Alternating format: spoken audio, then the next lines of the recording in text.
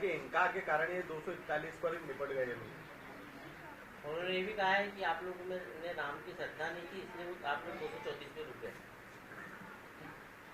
वो 241 पे चले गए, अहंकार वहाँ जाके रुके क्योंकि उनका अहंकार हो गया था राम की भक्ति का। नहीं, ये दोनों ही बातों को मैं खारिज करता हूँ, इसका कोई अर्थ नहीं है। देखिए, ये जरूर है कि 22 जनवरी को जब राम जन्मभूमि की पर श्री विग्रह की प्राण प्रतिष्ठा हुई थी, उस वक्त जैसा देश का वातावरण लग रहा था, तो हम लोगों को तो लग रहा था कि कोई चुनाव इस देश में होगा ही नहीं।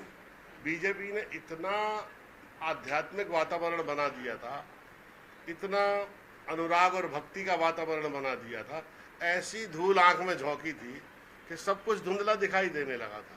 लेकिन शनय शनय धन्यवाद है इस देश की पढ़े लिखे लोगों की और जनता का धन्यवाद है कि उन्होंने इन 30 सालों में पहली बार चुनाव के नैरेटिव को उत्तर भारत में चेंज किया।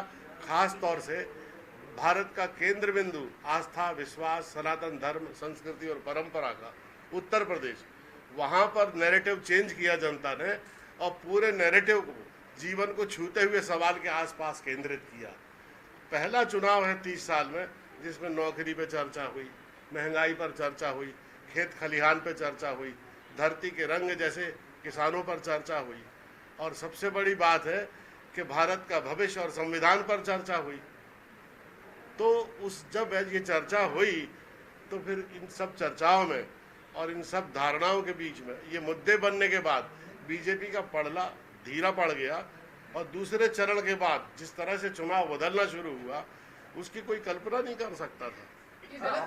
इंद्रेश कुमार ये गलत कह रहे हैं कि आरएसएस के नेता बीजेपी में अहंकार आ गया था।